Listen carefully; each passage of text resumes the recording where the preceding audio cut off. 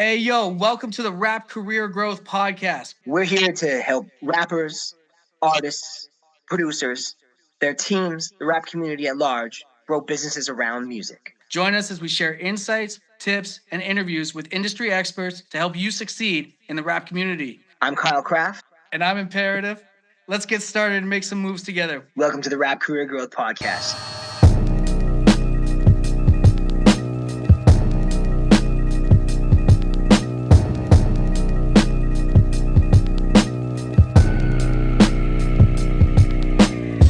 What's going on, everyone? I'm Imperative, and I'm with my co-host Kyle Kraft, and we're really excited to be doing this podcast. We've been doing the Facebook group Rap Career Growth for a minute now, and we have decided to take the plunge, take the to the next level, and turn this into a podcast to really help everyone out with their careers in rap and music, not just rap specifically, but we call it Rap Career Growth, but it's not limited to specifically rap. So, Kyle. Yeah, I mean, for me, rap has been my genre of preference since I was quite young, and I see a lot of rappers and people in the rap community tend to ghettoize themselves, self-ghettoize a little bit, and not be willing to access opportunities and resources for themselves that are there just because it doesn't seem to be rap specific. Hence the naming of both the Facebook group and now the podcast to be rap oriented, but the fundamentals are pretty much similar to regardless of genre of popular music. That's a better phrasing for it. Popular music. There we go. Yeah. This might not work for opera or something, but other than that, marketing music is marketing music. Could you imagine TikToks for opera? They probably are thriving.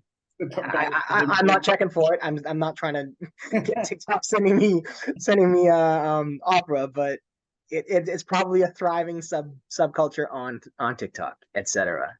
It very might be. Man, you mentioned a bit there in your background. Just because this is episode 1, and sure, we have a bit of a following on our Facebook group, but do you want to introduce yourself fully? Because I know who you are, you know who you are, but let the people know who you are, how long you have been doing this, your involvement in this, because you have been heavily involved. And I mean, that should be really accredited and known before we get going, exactly who you are and what you've done. Okay. Fair. We're going to do separate episodes interviewing ourselves. So I'm not going to go too crazy on it, but basically I'm an old head. I got into hip hop as a young child through LL Cool J, Def Jam artists, Beastie Boys, Run DMC. Started working in the industry in the late 90s. Used to run a website in the early days of the World Wide Web, kind of pushing hip hop culture in Canada, and in particular, rap music was a key part of it. Started promoting shows at the tail end of the 90s, put on several hundred shows myself as a promoter, building relationships through the website and show promotions. Being in it 25 years now, ran a record label for over half a decade, independent record label, sold hundreds of thousands of records, had a fair amount of success in that area. Napster was already a thing in the tail end of the 90s and was really affecting record sales heavily back then. And just because of our age difference here, I was the one on the other spectrum downloading the music from Napster. You're probably shaking your fist at me. No, not at all. Before Napster, I was sharing MP3s on password protected FTP sites. Right. I was in that. Like I said, I was in the late 90s. I was making full use of the World Wide Web and so on. Like in using the original MP3s. My website that I used to have had artist profiles that are very much in the vein of what social media profiles are now for artists. And I was messing with the original streaming video, real video, way back when, sort of like in the vein of what YouTube now is. And yeah, early days, again, dating myself a little bit. But that was clearly a tough time for the record business. And it was at the point where, I worked with a group called Swollen Members, who in Canada were a platinum selling group, and seeing their year-end financial statements for the group, despite having a platinum record, less than a quarter of their income came from record sales. Yeah. And it was kind of a revelation for me, and being like, I'm in the wrong business. I need to get out of the record business and into the music business. It took a couple of years longer from that revelation for me to wrap up my existing commitments and relationships, and ultimately move into the larger music business. And but that the writing was on the wall that the music business had a lot more potential streams of revenue than just the record business.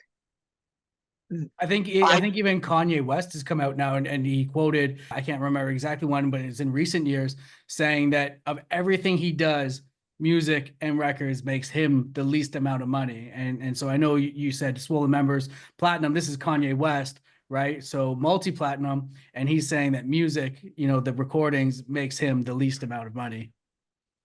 I mean, it's a matter of leverage. It's a matter of creating opportunities in conjunction with other opportunities as a result of other opportunities. I have a very different perspective on Spotify, because Spotify more or less single-handedly stopped the death spiral that the record industry was in. Do I want Spotify to pay artists more money? Yes, if it was possible, but the economics of it don't really work. And that's why I really am in the mindset of like, continue focusing on sales, or for the artists who have never done that before, start focusing on sales. It's not just because I'm an old head who was around before streaming, but rather the fact that there's so much more income in it. Artists' business models can vary drastically. Some people are entirely focused on direct to consumer, which is the best move for an artist with a developing audience. Some artists make almost all their money from streaming. That works if you have a substantial audience. It's not really the best model to aim for, but there are hundreds of different ways to build a business. And it really just comes down to the individual artist's goals, their resources, their opportunities, and that can vary from artist to artist. So I think really like what you mentioned at the end there, I think that is a big reason why we wanted to do this podcast, expanding from and why we're so heavily involved in the Facebook group, which really, for lack, like, it doesn't really give us a lot other than we just are both general individuals that want to help our other artists, right?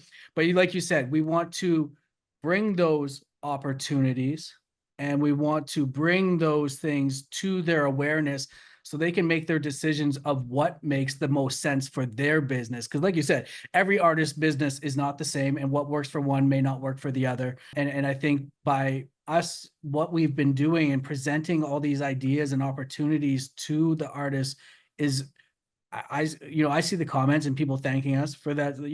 Not always the thank yous, but the fact that they're engaging, I think, is the thank you. And I think I can see people's growth from that, and we are giving them those opportunities and ideas to spark of what is going to work for them. Right? You won't know until you try it, and so I think that what you ended on there is, I think that's a perfect way of kind of sort of explaining what we're trying to do here. I think that, as well as self-ghettoizing, a lot of artists unfortunately have the mindset that all they need to do is focus on their art. And that just is not enough. I'm sorry. That's enough if you want to have a hobby, right? But it's not enough if you want to build a business and make a living from your music. There are 100,000 songs released a day now. And that's overwhelming. It takes a lot to stand out amidst that. Great music is not enough. And it takes work ethic, it takes perseverance, it takes realism, it takes professionalism, it takes spending what resources of time and money you have on the right things. Right. And my goal is to help artists that have talent, but not necessarily experience, to understand what they should be focusing on to better stand out amidst that sea of noise. Right. I like, straight up, while I very much am passionate about helping the hip hop community and the rap community in particular, I'm also doing this as a business. I want to have more talented artists that I can do business with, that can help me feed my family. I have artists I'm a fan of who I've pretty much written off that being a possibility with them because they just don't handle their business. And that what's left of the idealist in me is crushed by that. I want to be cherry picking based on talent, not based on who actually gets it done. And the reality is I get it. Right now I pick who I work with based on who gets it done, Right. and that doesn't always mean the most talented. Some of the most Yeah. talented people in the world will never make a living from their music. And that's sad, but that's on them. You know, Right. I attempt to lead the horse to water, but I can't make them drink. That is true. Now, I think that's a good place to kind of segue into a very quick introduction into who I am, and my Yes. role on this podcast is I come in more on that artist side, like you said. You're a little bit more behind the scenes in the business and that, and I am a little bit. I'm a hip hop producer, beat maker, and where this connection actually comes from with Kyle and I is I actually took Kyle's artist development program back in 2019. So now we've formed a friendship relationship from there, and here we are starting a podcast. So my role in this is I come in from a bit more of an artist perspective. I'm still a growing artist by all means, but one of the things I think Kyle recognized about me is I see the value in the business side where a lot of the artists, they want to just focus on their art. And I do see the value in that. And I try and split my time. Now, for disclaimer's sake, the Facebook Rap Career Growth group was started by another individual, and it kind of got left. And I saw it as an opportunity. I already ran another Facebook group called the Producer Connect. And one of the things I've always done is if I find information that I find useful, I want to share that to other individuals because they can probably use it too. Whether, like you said, you can lead a horse to water, but from there. So when I saw this group that was started, I just saw an opportunity to take, okay, because the Producer Connect, that's all for producer and beatmaker stuff. And then this new group, this is where I can share business information, stuff about marketing and things like that. And you picked up on that, you saw that, and you were like, yeah. And then we've grown that. It has more focus, more direction, and we're constantly growing that. And then now we are with Rap Career Growth Podcast, episode 1. That's right. The bottom line is there's two factors that I think are really relevant in how we evolve now into the podcast as well. Number one, Facebook is not something that everybody's using. A lot of our target audience is not on Facebook at all. And Yep. hopefully this podcast might lead some of the people that are listening to it to the Facebook group to discuss what we're talking about, or to just get involved in some of the other discussions, because they are pretty beneficial if people want to take advantage of them. Number two, let's be real. A lot of artists don't read much. I've worked with extremely successful artists, some of whom will sign a contract that involves years of their lives and hundreds of thousands of dollars without having read it themselves. And that's mind-boggling to me. But I accept that my perspective is not the same as everyone else's. And therefore, I can't have written communication be the only means to try and help people. Like, I've written dozens of articles, which you can find on my website, by the way, CraftyEntertainment.com. But I know that those are being overlooked because it's a wall of text. And while it's my preferred means of sharing opportunities with taking up minimum amounts of time, this podcast is a natural evolution to allow a wider group of people to get access to some of this kind of information. Right. People can be riding in their car to work, to a gig, whatever it might be, and be able to throw on the podcast. Yeah. I know you're a big podcast fan, Yep. and there's a bunch of podcasts that you constantly share.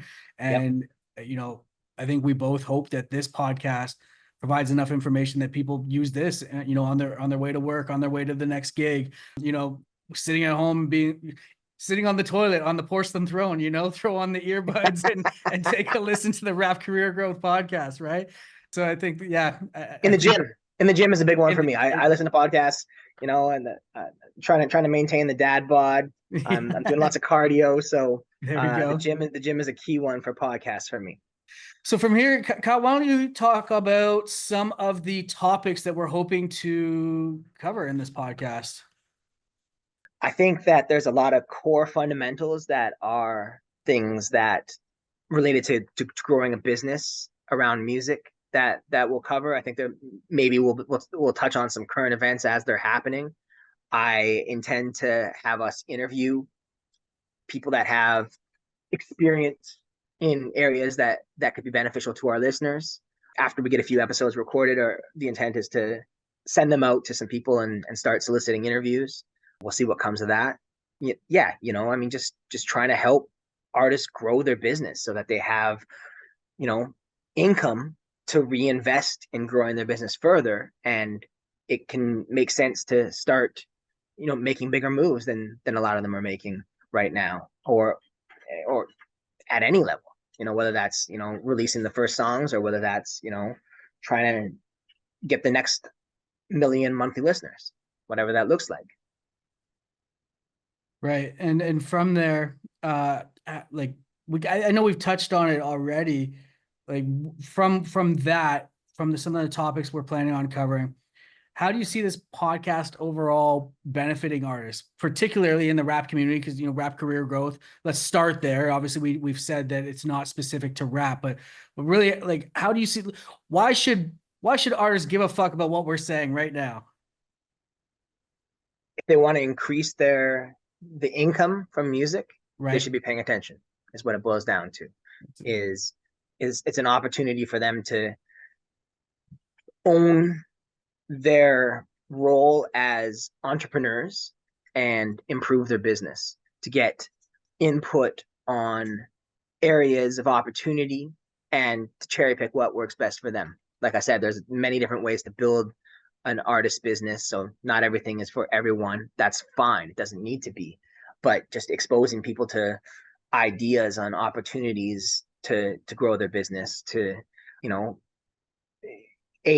create revenue to offset expenses, to reinvest in growing their careers, but also hopefully get to the point where they can start to make a living from Right. music, to start to take a full-time job to a part-time job, and so on, build a side business that can become the primary source of income, and the primary source of income that can become generational wealth, legacies.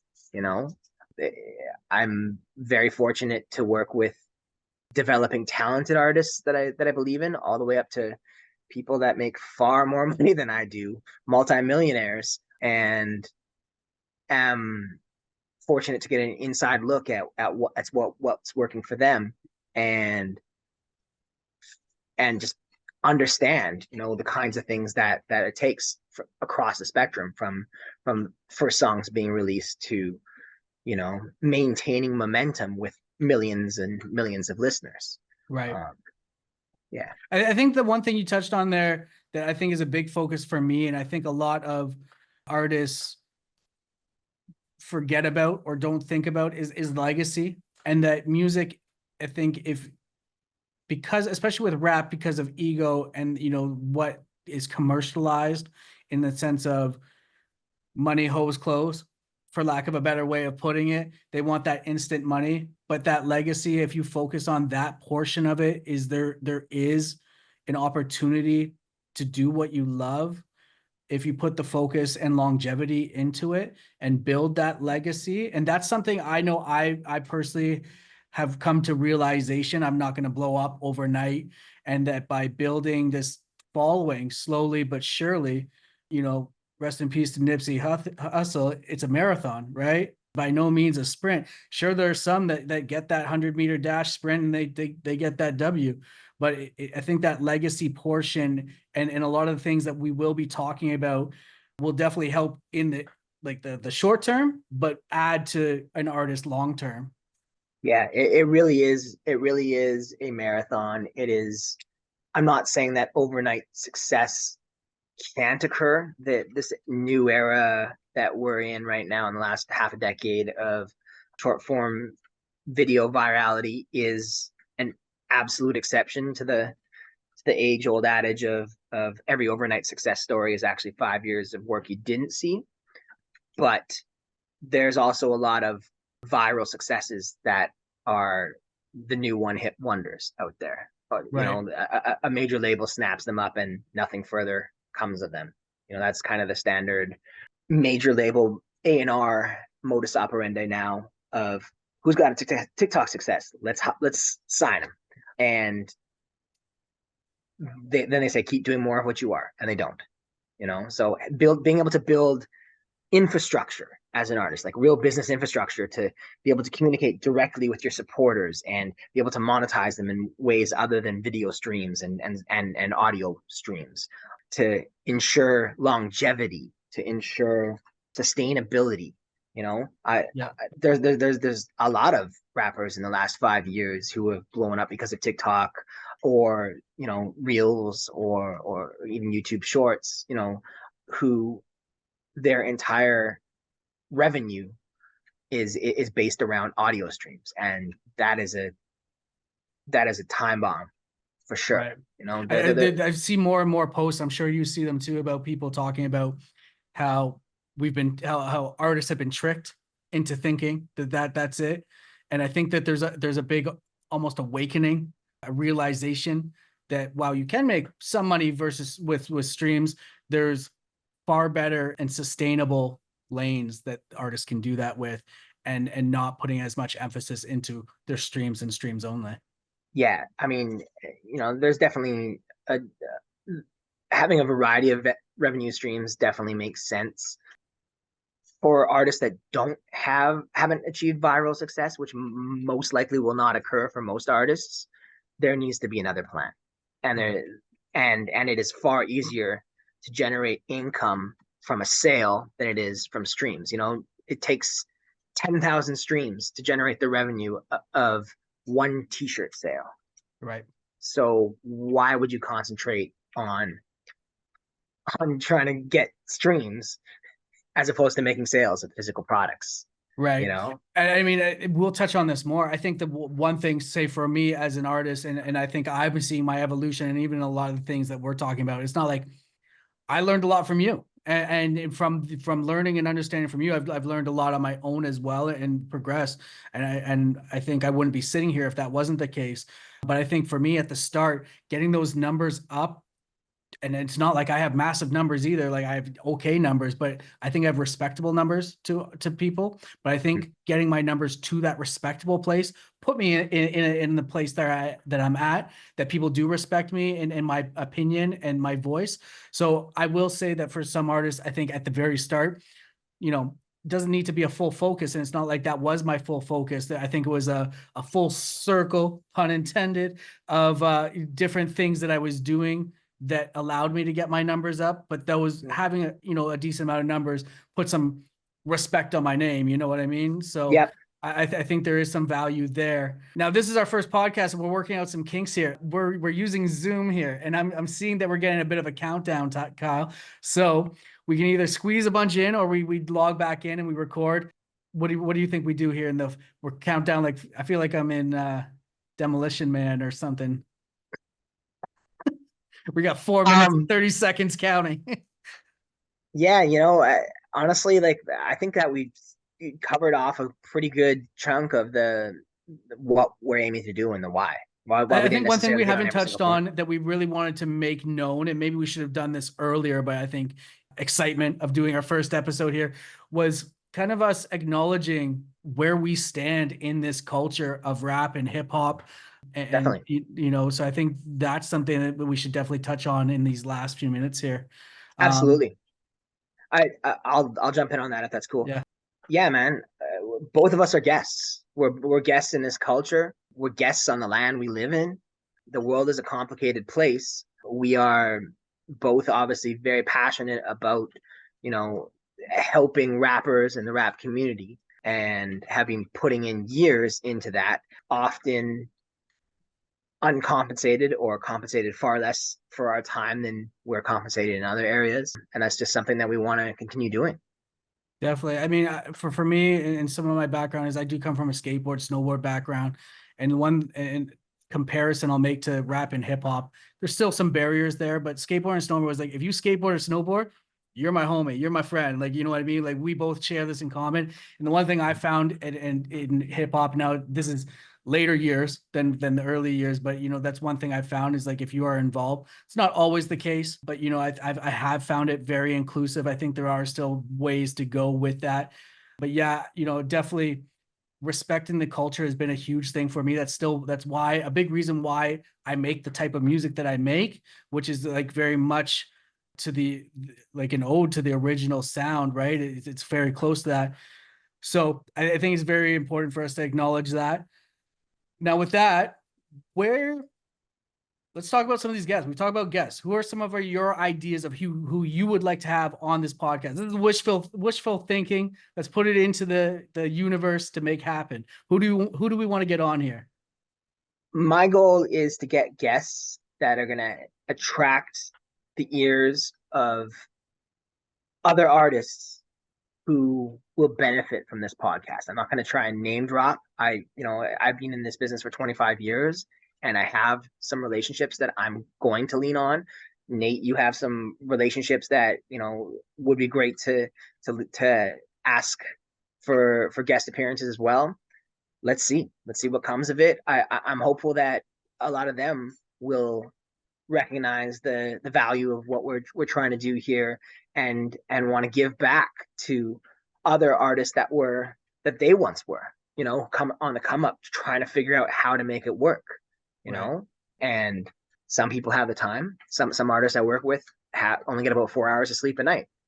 You know, so some of them are going to be harder asks than others, and you know, we'll see what comes of it. I'm not trying to put anybody on the spot, but I'm hopeful that, you know, a lot of them will think back to their younger days of being aspiring musicians, like trying to build a business and be willing to support the community by sharing some of the knowledge that they've gained and are gaining right now, because this is a constantly evolving thing where what worked 6 months ago doesn't necessarily work today, never mind 6 years ago. So it's so important for people to figure out how best to educate themselves to continue learning what is working right now. So hopefully we can get some guests on who are having success right now in areas that are, you know, current. Right. We're going to leave it at that for this episode. If you're interested in getting into the Facebook group, Rap Career Growth is the name of the Facebook group. We talk about topics we've talked about today. There's lots of other great topics in there that are avenues to growing your business. My website is kraftyentertainment.com. Whatever way you want to spell it, with a K or a C. I own both those domain names, so no sweat on that. Imperative, you want to send them your website as well? Spell it out maybe for their... Yeah, you can find me pretty much on any platform. IMPERETIV. It's easy. You can add a .com. You can put facebook.com/ whatever platform. It's just IMPERETIV. Feel free to email me, imperativemusic@gmail.com. That's it for me. Listen to the kid. Thank you for joining us, and we look forward to having you in on the next one.